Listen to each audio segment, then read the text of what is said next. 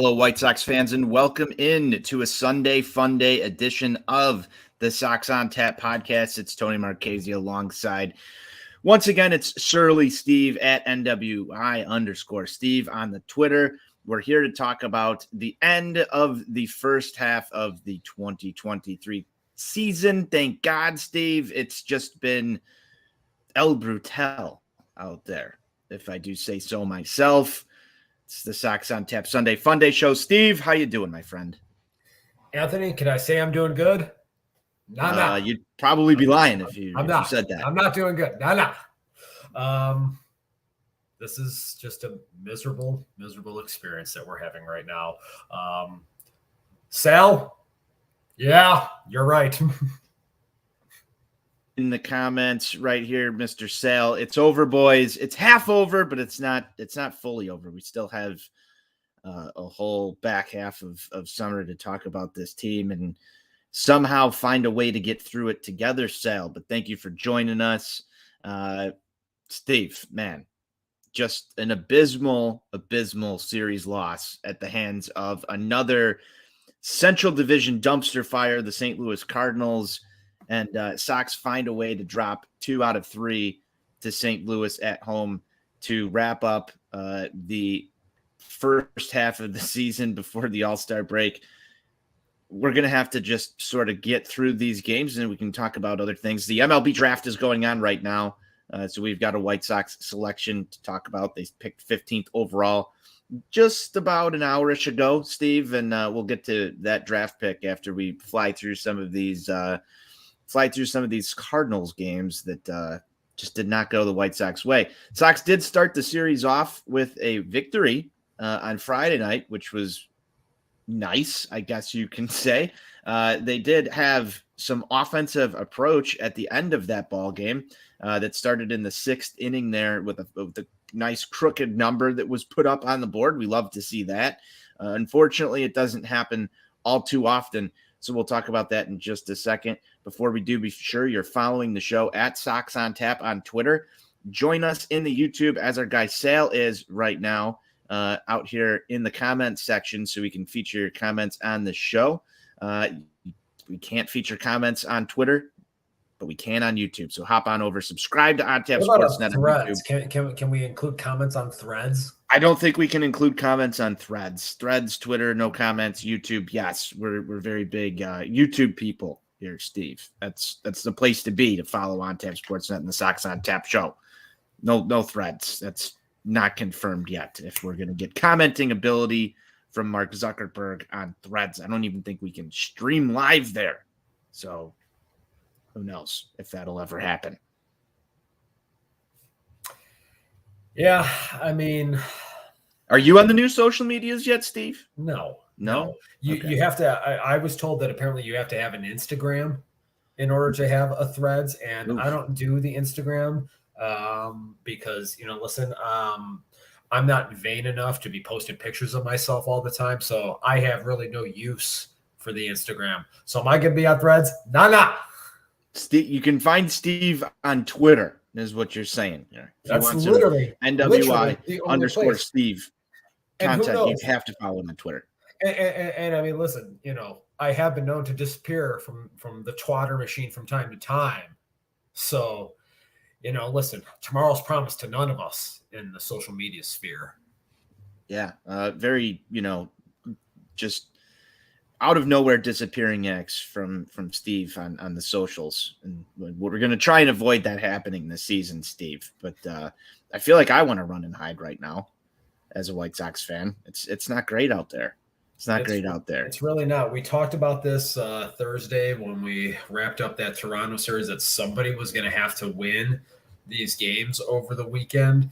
And both these teams just really tried their hardest not to. I think especially today, and I know I'm kind of jumping ahead here a little bit, but it was really like neither team wanted to be there. It was almost as if they all had flights that they were looking to catch to maybe go have a little 2-3 day siesta with the family, with side pieces or whatever it is they got going on during the course of the baseball season here.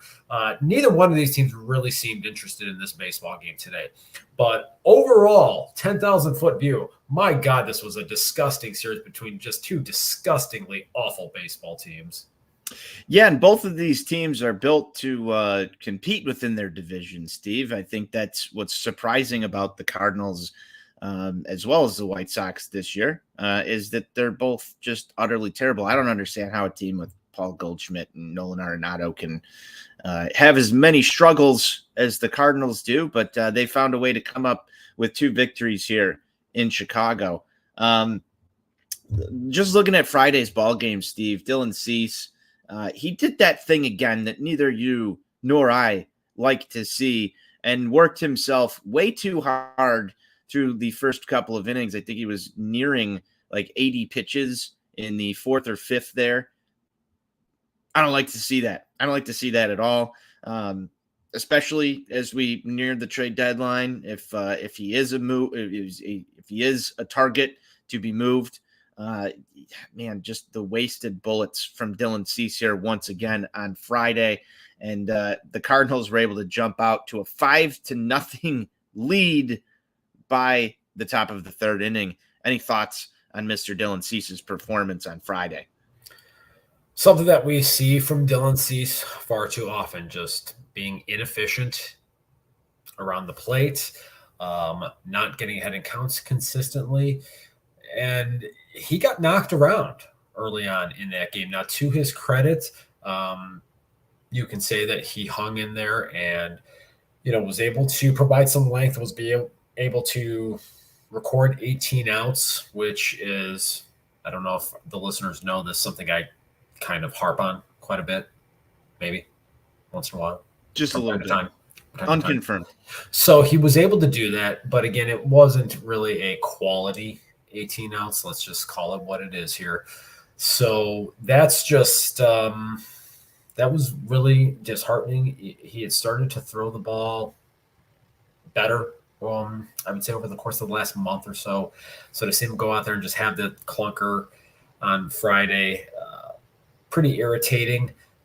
And for once, the bats just went out there and actually picked up a starting pitcher. I mean, we haven't seen that a whole lot this year. The Cardinals go out there, they jump out to a 5-0 lead, and you're just thinking, okay, well, let's just go ahead and shut this thing down, try to keep them out of double digits, and see what happens on Saturday. But he kept them at 5 and caused the bullpen to only have to cover 9 outs. So I guess if we're going to take solace in something, we can take it in that. Yeah, I mean, it was definitely unconventional, Steve, but he got some help from the offense, like you said. And you love the multi-run home run, Steve. I believe there was a multi-run home run that helped the White Sox get back in this ball game, Steve. What are your thoughts there? I like when the White Sox deploy the multi-run homer strategy. The 1% of baseball teams should not be the only ones deploying the multi-run homer strategy. I would like to see the White Sox deploy it more frequently. Multi-run homers are a baseball human right. You heard it here first. That was Steve Sanders right there for you, ladies and gentlemen. Steve, Jake Berger, Luis Robert Jr. getting it done with the long ball. Sox hit 2 of them there and are able to overcome the 5-run deficit and win this one by a final of 8-7. Just wrapping up the pitching, you talked about how they only had to cover, was that just 9 outs there? That was Middleton who came in. He had a little bit of trouble, does give up 2 runs himself, and then Santos, who's been a pleasant story, I would think, through the first half of the season. Hasn't gotten a lot of airtime on the show or just in general, but he has been a very pleasant surprise out of this White Sox bullpen that's just completely battered up at the moment. But Santos comes in, works a clean inning, strikes out 1. He does give up 2 hits, but nothing gets across. His ERA is sitting right now at 2.86. 2, I think that's very impressive for a reliever who really wasn't earmarked as a high leverage guy this year. And he's gotten some high leverage looks lately and has looked good doing so. And then Kendall Graveman, who is just been Jekyll and Hyde and thrust into this closer role since Liam Hendricks has went back on the IL with the arm issues. Graveman does get through that, does walk a batter and give up a hit, but he's able to close that ball game down, earns the save there, and White Sox send everybody home happy on Friday. Saturday's ball game, Steve, not so happy fans as they were exiting the ballpark at 35th and Shields. The offense that we saw in the late innings on Friday completely disappeared. Sox not able to do shit on Saturday. Get shut out by a final of 3-0. Steve, I believe that was Touki Toussaint who got the start there. The White Sox have no starting pitching depth. It's very evident at this point. But Mr. Toussaint goes out and gives you 5 innings, which I thought was pretty decent. Only allows 2 runs there. Thoughts on Touki Toussaint and the White Sox scrap heap pitching approach that we've got going on here right now? So Touki is kind of interesting. I mean, this is a guy that was a former number 1 overall pick. He was a top 100 prospect at times, and he was a guy that actually, when your boy Tony La Russa and Dave Stewart were busy ruining the Arizona Diamondbacks, traded to the Atlanta Barbs for Shelby Miller at the time. So Toussaint is a guy that has pedigree, and he's bounced around a lot. He has not had success at the major league level. It's almost akin to Philip Umber. That's a name that I kind of looked at and you kind love of that think name. about. I mean, I love it, from April 21st of 2012. I mean, that was a really special day. But the similarities there are interesting. I mean, Umber was a guy that was a number 3 overall pick out of Rice, by the New York Mets. I want to say it was. Bounced around, went from there to the Twins, and then eventually found his way to the Sox in the 2011 season. And in the second half of that season, actually threw the ball pretty well, kind of unheralded for a team that, much like this 2023 version, went in, had very high expectations. That was the infamous #all-in year that went colossally bad. And Umber in the second half of that season threw the ball pretty well for that team, to the point where he earned himself a spot in the starting rotation in the early goings of 2012, allowing him to have that magical day in Seattle. 11 years ago. That I don't know if our listeners know this. I actually was at that perfect game. I've never heard that before. Tell me more. It's #confirmed. I was there. I saw it with these eyes. Big, if true. But so maybe look with Lucas Giolito today, possibly making his final start at the corner of 35th and Shields. He will surely be gone at the end of the month. Now we're starting to hear some chatter about Lance Lynn possibly being on his way out. I would venture to say that Touki is probably a guy that is lined up to see more starts the remainder of the year. And the stuff actually didn't look bad on Saturday.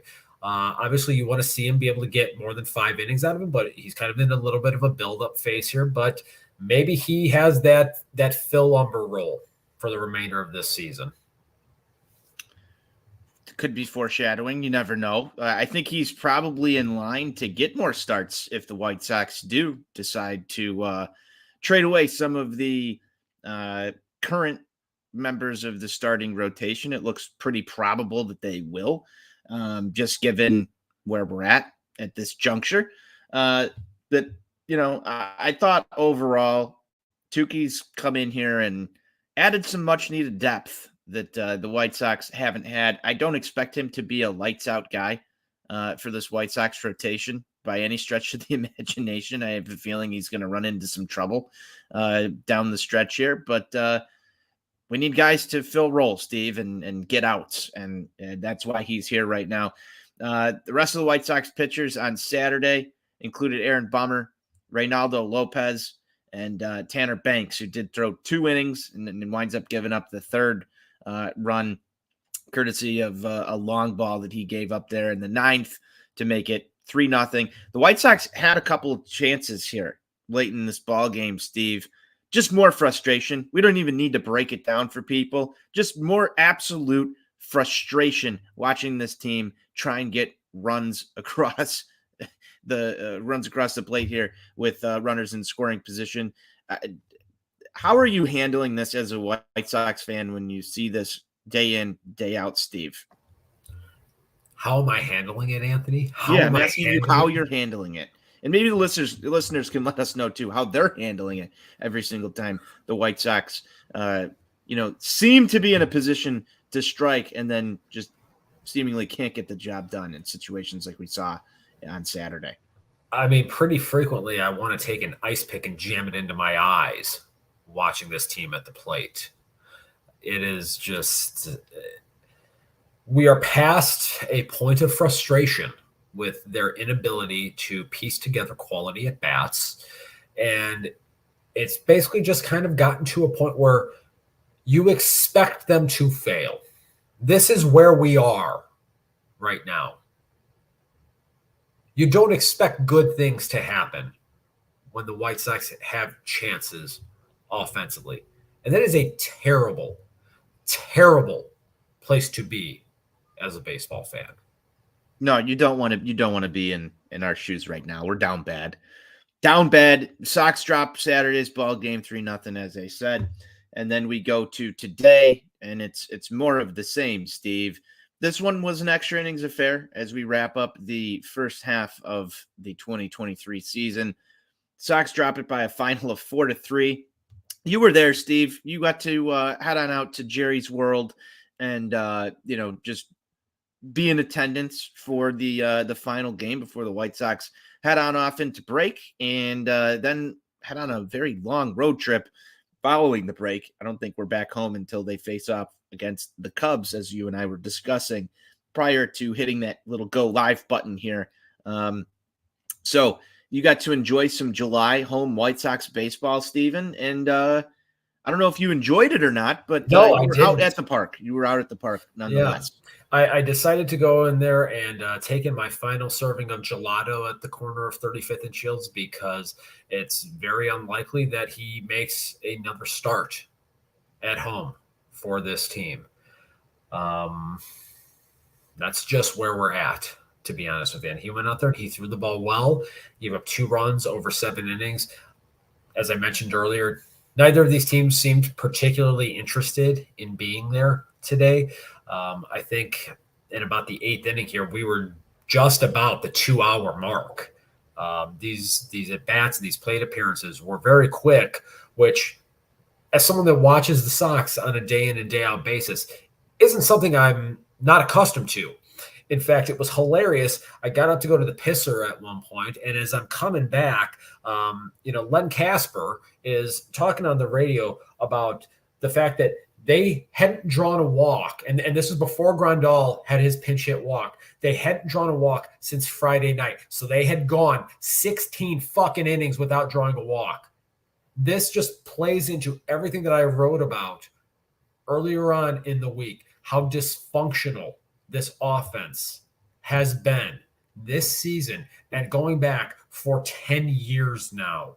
They have no semblance of plate approach. They are allergic to walks. They treat walks like they're the fucking plague. They just go out there and they just swing. That's all they do. You got Tim Anderson, a fucking ground ball factory out there, and I got some dope in my fucking mentions saying that Zach Remillard made a good play, giving away one of their 2 remaining outs with the worst hitter in baseball coming up behind him. Go fuck yourself. You're talking about the chance that the White Sox had in which Zach Remillard bunted directly to Paul Goldschmidt. And yes, we're gonna risk giving away one of our 2 remaining outs for 90 feet with the worst hitter in the league over the course of the last 12 months on deck. Genius strategy. That's really smart stuff right there. Yeah, Steve, I want to talk about this actually a little bit more in depth here, as it was the critical moment in today's ball game, in my opinion here, with Zach Remelard's at bat, and then just the Tim Anderson aspect to this. Here's Tim Anderson now up with 2 outs after Remelard fails to get the bunt down in the spot that he needs to. What I want to know is, did any of the beat writers, did anybody that has access to Pedro Grifol after the game ask him where the bunt came from? I did not see this, so that's unconfirmed. It could have been asked. I have not seen any mention of it on my Twitter timeline up into this juncture, so I could be wrong, but that would be a wonderful question. Seems like a really important question that somebody might want to ask, and I hope to God somebody that gets paid to be there did. I mean, Steven, let's just think about this for a second.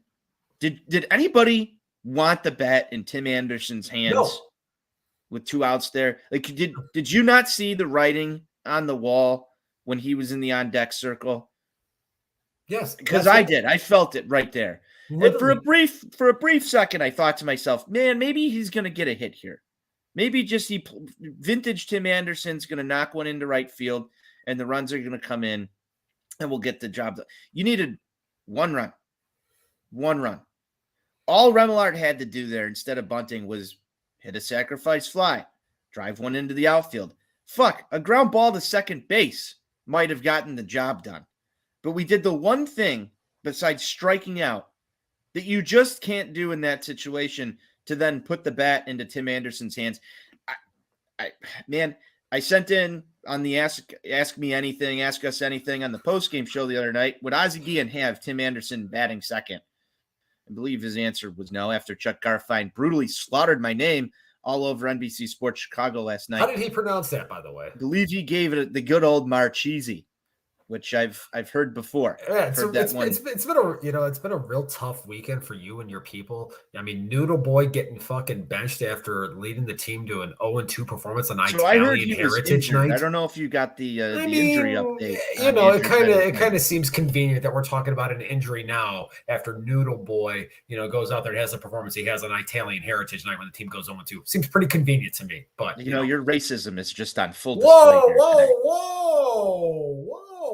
It's Anthony. anti-Italian American discrimination that we've got going on right now. It's very, very hurtful stuff. I'm brutally offended right here on these airwaves. I mean, I have a couple two-tree Italian friends I know. This kind of slander that's going on right here. I'm pretty sure Sale's in here too. I'm sure he's pretty upset with your language choices right now, Steven. But I did hear he's got a bad wrist, which has bothered him all year. I'm surprised, though, as well as you are, to hear that come out today prior to the game versus like when they decided not to play him yesterday. I don't know why that didn't make the news either. This team doesn't make sense. This team doesn't make sense at all to me. Just like bunting in that situation with Zach Remelard. Just doesn't make sense. Yeah, I mean, I think it's pretty imperative that somebody find out who ordered the bunt. It's kind of like who ordered the code red. Who ordered the bunt? I want to know. Could it have been Mr. Pedro Grifol? If it was, fire him immediately. Fireable offense. You think so? 100%. Fireable offense. Yeah, it was not good. Not a good choice. We're not making good choices at 35th and Shields, whether it's coming from the dugout or whether it's coming from the batter's box. It's not good stuff. Sal is here, was among the Italians, real greaseball shit. Thank you, Sal. We needed that here on Sox on Tap Sunday Funday as we continue on talking about the most miserable team that has ever taken the baseball field, your 2023 Chicago White Sox. Steve, I don't have much else from this Cardinals series outside of saying it was pitiful.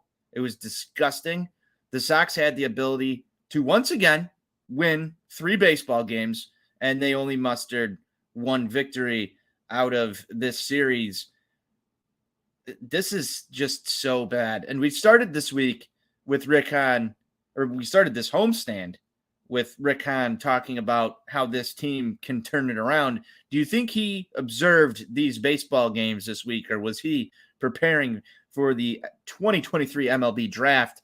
And he'll get back to consuming White Sox baseball after the All-Star break. What do you think? I really don't know what Lawyer Boy does around these parts anymore. I can assure you, though, that Ken Williams is just shocked. You can't even see the shock behind these shades right now with how poorly this homestand went. I'm sure KW is very upset at his baseball team right now as we sit here and talk about them. This was pretty embarrassing. Once again, just I don't really have much else to say about this series. Just fucking embarrassing. Flush it, I guess. Flush it. I love it. We can flush it. I'm still not sure if the toilet even works at this point because they've been taking a lot of dumps. Big, heavy, hefty dumps in this toilet. And that Plumbers 911 sponsorship would have gotten a real great workout this year for White Sox losses had they decided to, partner up with somebody and keep the just flush it thing going. But I'm pretty sure after the GIFs and the memes started rolling out with just flush it, that was removed from the White Sox manager's vernacular for the remainder of the season because I don't even know if we can flush it anymore. I think the shit's just all sitting in the toilet. Yeah, there's definitely a backup. And, you really got to get some plumbers that are the absolute best at their craft at this point in order to be able to navigate their way through this giant pile of shit that is at the corner of 35th and Shields. It's bad. It smells. It's bad. Okay. Fucking terrible. It smells terrible. It's bad. It's bad. Okay. Yeah. There it is. Steve, that's it. First half's over. I'd love to sit here and talk about how we can't, just dwell on the first half, but we will because it was terrible. We've got All-Star break coming up. Your guy, Luis Robert Jr., is going to be participating in the 2023 Home Run Derby tomorrow. He's ready to launch them. I don't know if everybody's going to be able to handle the amount of our rolls that are going to be coming out of Northwest Indiana tomorrow night. Listen, I've tried to warn the local authorities that there could be a surplus of our rolls emanating from the 219 area code. I've tried to set expectations. I've tried to alert the neighbors. Call your friends, call your daughters, call your sons, call your neighbors. I've tried to let them all know. If you hear them R rolls, don't be scared. It's just Luis Robert Jr. launching baseballs. Yes. Are you expecting big things out of Luis Robert Jr. tomorrow night? How far do you think he is going to make it in this derby? And do you have a home run total prediction for Luis Robert Jr.'s night? I will say I'm very surprised that he was selected as the number 1 overall seed for this event, given that Pete Alonso is partaking. And isn't he the 2-time reigning champion? I believe he has won a few of these. So, and I don't think he had the best showing last year, if I remember correctly. I believe that what was it? Julio Rodriguez took the championship last year. Alonso had some struggles. I love the home run derby personally. I think they should go back to the old format before they put the new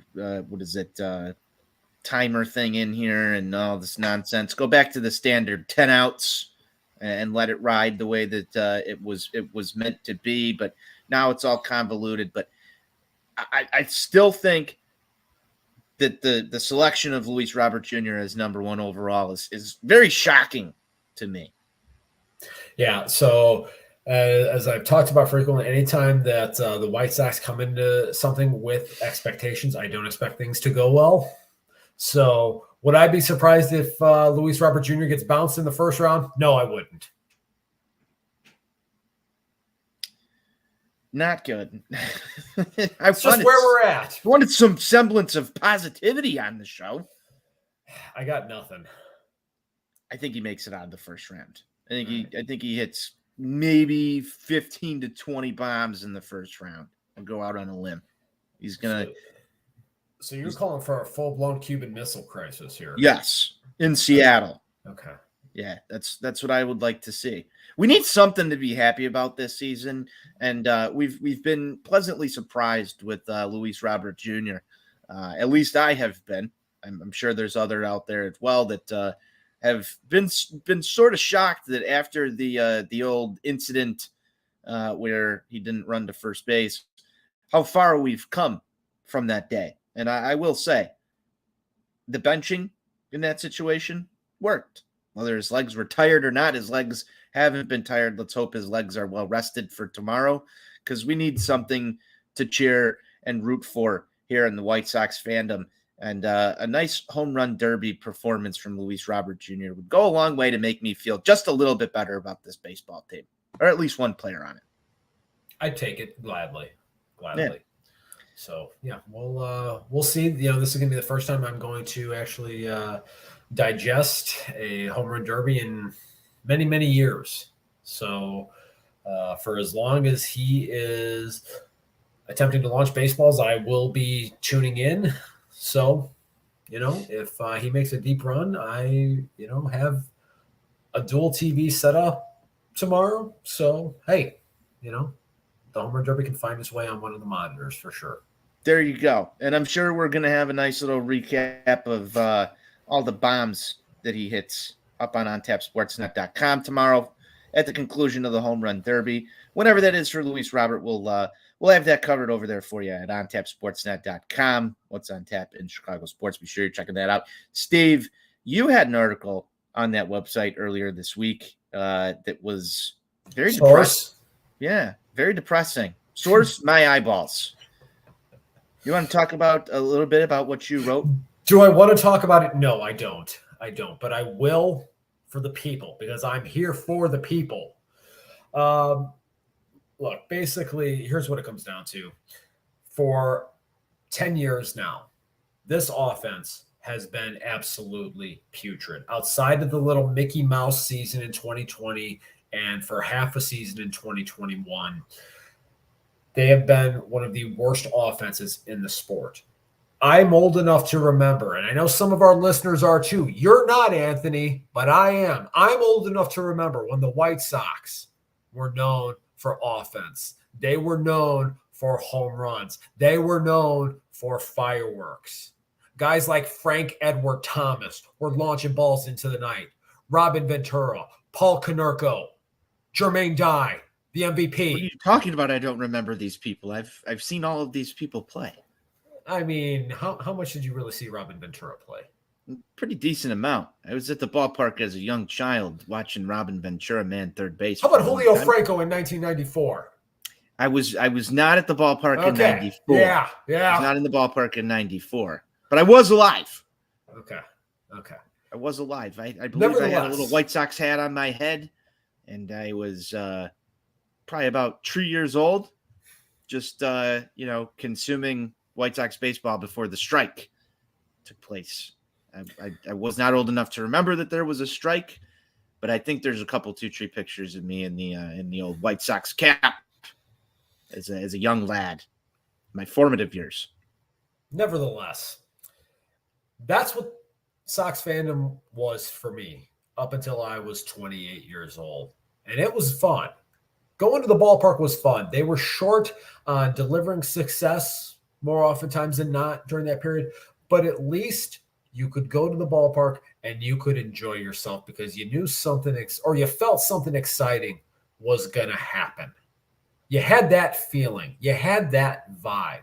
Going to the ballpark used to be the highlight of my day for 6 months out of the fucking year for the 30 to 50 times when I would go. Now, it's a fucking chore because this team is just so brutal to watch offensively. They don't walk. They don't take pitches. They swing at everything. They strike out so much. They don't hit for power. They don't do any of the things that you have to do in the year of our Lord 2023 to win baseball games consistently. And until that improves, the fortunes of this team and the mood of this fan base, frankly, will not improve. And this isn't just a new. Are you saying, Steve, that the beatings will continue until morale improves? I am exactly saying that, Anthony.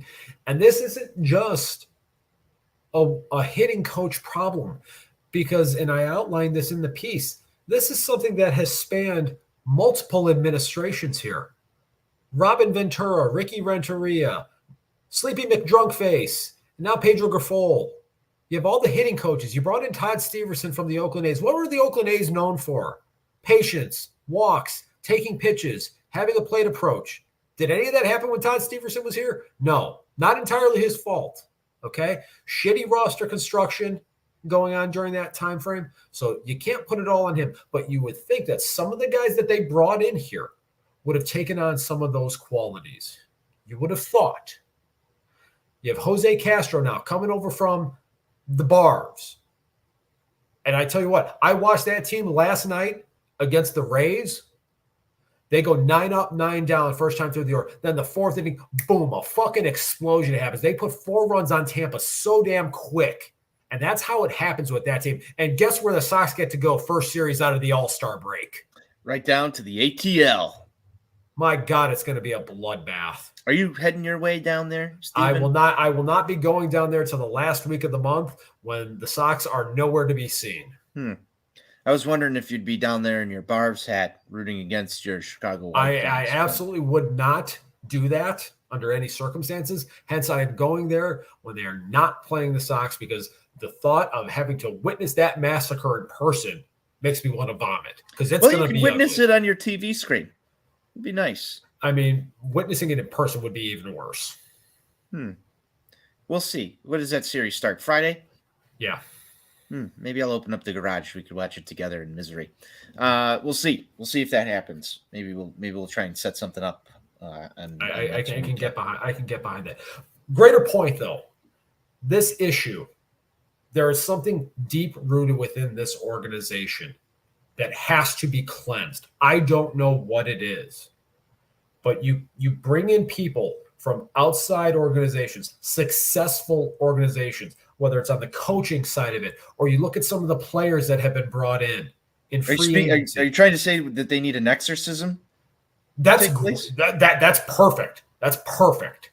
That might be what needs to happen, because this shit is so far off the rails, and it has been for so long that literally it's almost like, how do you even begin to fix this? Because you would have thought 4 managers into this and all these different hitting coaches into it, at some point they would have found the right person somewhere in there to articulate the message correctly and to get the most out of players and to get guys having a consistent, unified approach across the organization. It's not happening. Something is fundamentally wrong here, but nothing changes. And Steve wrote about that over on untapsportsnet.com. You can head on over to our White Sox section and get all of his rumblings about the White Sox offensive approach that has plagued this team far and wide for many, many years. And it's a beautiful read, Steve, if you like to vomit at the end of it. But sometimes that's what we do here as White Sox fans. I wanted to vomit writing it. It was painful to edit as well. Imagine having to look at the data. As you know, we are nothing without the data. Imagine having to pull that. Yeah, you were doing the Lord's work there. Real man of the people stuff. Look at all this data here. Together. We had data everywhere. And we got Robert Daniel in the comments. Rickon is awful at his job. That's we've sort of deduced that, Robert. But thank you for joining us. I see Sal's still in here. And we got a couple other people who have popped into the comments. We'll get to as many as we can as we wind down Sunday Funday here at Sox on Tap. Steve, the MLB draft is taking place right now. I'm not sure if the White Sox have made their second selection yet, but they have made their first. And the White Sox took a shortstop with their first overall selection, left-handed hitting, right-handed fielding shortstop, Mr. Gonzalez out of Mississippi at 15 overall. Steve, scouting report on this kid has some concerning things within it. Although some scouts believe that Gonzalez can stick at shortstop, his speed may be an issue. They've cited that the speed out of the box is not great. He is heralded for his plate approach, as some other former White Sox draft picks were. I'll let you get to that in just a second as you evaluate this number one selection from the Chicago White Sox. He has walked more than he's struck out. Some scouts are believing that he can reach the 25 home run mark. I've watched this kid swing, Steve. It looks pretty nice from the left side. I will say so myself. I'm a little concerned on the defense. One of my biggest issues with the Nick Madrigal pick, and I'm not going to say that this kid's going to be Nick Madrigal. I hope and pray that he does not turn into Nick Madrigal. Well, he's life size, so that's a good start. Yes, 6'2", 200 pounds. I forgot to read the height and weight, so if you were worried when I said Nick Madrigal there, this kid is definitely built different than the former White Sox number 4 overall selection. But Gonzalez, man, there's some people who are saying he might have to shift over to third or maybe second base, and that worried me when I read that about Nick Madrigal, who was originally listed as a shortstop and then obviously was displaced at short during his collegiate career. Gonzalez has not been. However, there is some things in the scouting report that says he may need to shift positions as he ascends up the minor league baseball ranks and makes his way up to the major leagues, assuming he gets there. But I'm okay with this pick, Steve. There were some mock drafts that had him going in the top 10. Then again, I believe he was the number 18th ranked overall, according to MLB.com's prospect rankings entering the draft. Any thoughts, Steve, on the White Sox number 1 selection?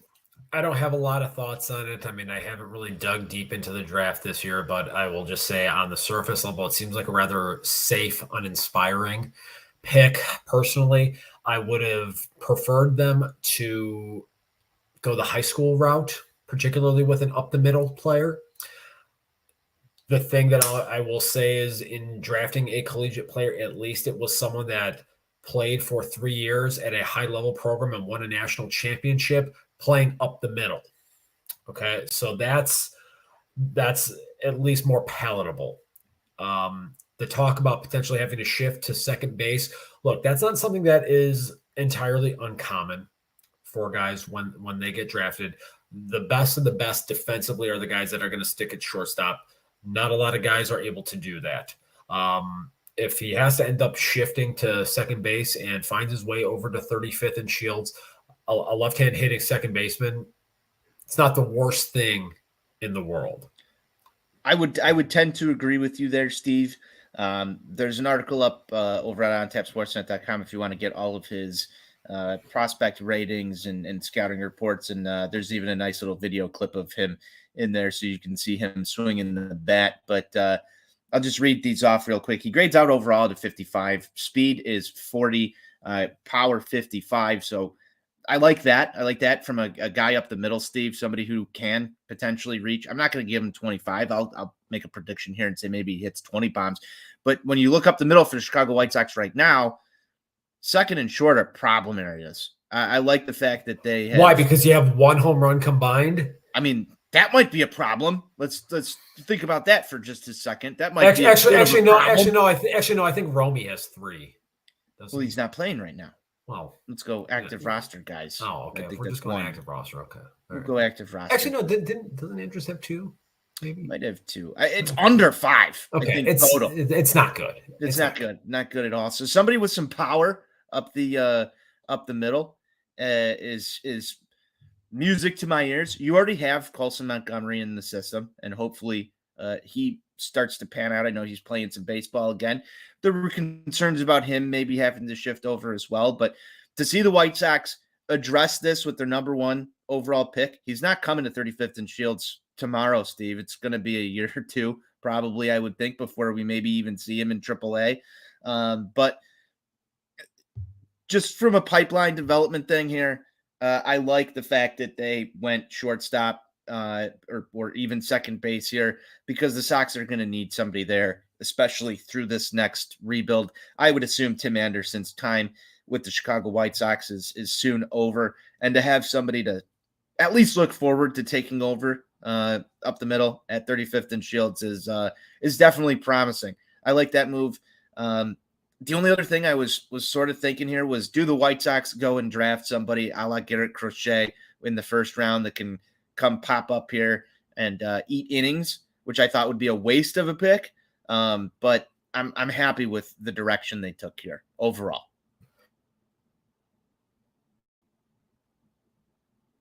I believe you're on the mute, Steven. It's a safe pick. The fact that it's an up the middle player makes it more palatable. Getting away from drafting relievers and corner players.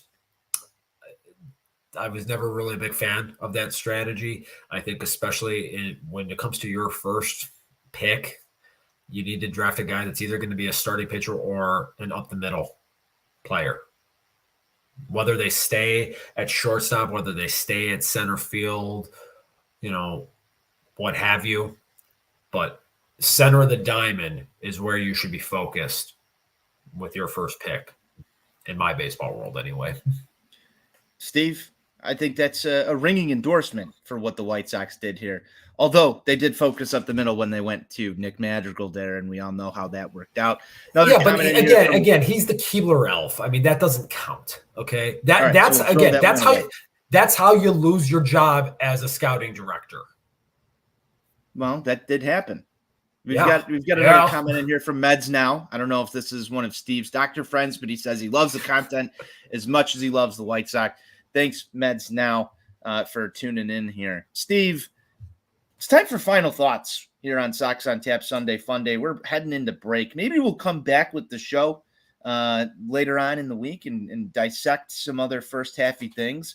But until then, it's going to be the darkest days of summer without baseball. And maybe it's going to be a nice reprieve for everybody who's suffered through watching the first half of this 2023 White Sox team.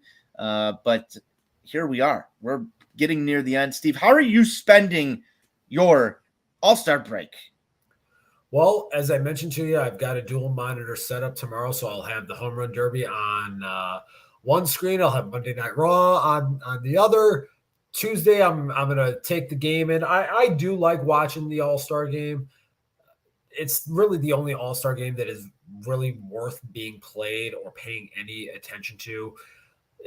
At the end of the day, that one-on-one pitcher versus hitter matchup, I mean, you got the best of the best in there, aside from guys like Whit Merrifield, who, and Michael Lorenzen, who have no business being there, and a few others. It's still fun. I still like it. And one of the things that I always enjoy is watching and listening to the player introductions. So when you hear Luis Robert get his name announced, that's something I always enjoy. The fact that he is not starting in this game, the fact that Austin Hayes is starting ahead of him is an absolute fucking joke. A fucking joke. What are we doing here? Okay. But, definitely going to take that game in. So that'll be a lot of fun. And then Wednesday and Thursday, look, it'll be nice to just kind of breathe a little bit and try to flush whatever the fuck this shit was for the first half. There you go with the flushing again. We already discussed how the toilet systems and plumbing systems work around here. Steve, that's awesome. I will also be tuning in to the All Home Run Derby. It's one of my favorite baseball competitions of the year. And then the All-Star game. I'm probably a bigger Home Run Derby guy than I am All-Star game, but I will be tuned into both of them. I'm going to have some golf coverage coming up for On Tap Sportsnet this week, Steve. And it's going to be Golf Central. I'll be over at the media day at Olympia Fields on Tuesday ahead of the All-Star game, doing some PGA coverage. So follow Golf on Tap for some of that. I'm going to go and try and hit golf balls at Olympia Fields. It's going to be scary, Steve. I'm a pretty big golfer guy, but I'm not that big of a golfer guy. So we'll see how bad I play over at Olympia Fields on Tuesday. When I think of golf, I just think of the famous line from Happy Gilmore. If I saw myself in clothes like those, I'd have to kick my own ass. Well, Steve, I'm going to put on some funny clothes. I'm going to go over to Olympia Fields, and I'm going to go cover some golf and maybe wash the White Sox stink off of me for a little while with a different sport. And then maybe we'll see some stuff over on the Four Feathers podcast, do some hockey talk. I know we just had our guy Pat Kaminsky on over at Four Feathers Pod talking about how much he dislikes. I heard he's a big Corey Perry guy. Yeah, so we'll see if we get some Four Feathers action coming your way over at the On Tap Sportsnet YouTube account this week as well. Steve, it's tough to get through these without White Sox baseball games. I know this team sucks right now. It sucks to watch all of these losses, but by Thursday, I'm gonna miss watching White Sox baseball for some odd reason. It happens every year, whether or not it's a good season or a bad season. I don't know if you feel the same way, but the that week in July that comes around every year that we are entering right now is one of the harder weeks to get through because for some reason it is a sickness. But you know what? I'm addicted, and I'll admit it. Well, I love the White Sox. Say you're down with the sickness. I'm down with the sickness. Wow. Mm-hmm. Yeah, there you go. What do you got for final thoughts, Steven? Final thoughts are this team sucks. I hate them. They make me really dislike this sport that I love so much. And I talked a lot last year about how that was the least enjoyable White Sox team of my life. And somehow this team has found a way to surpass it.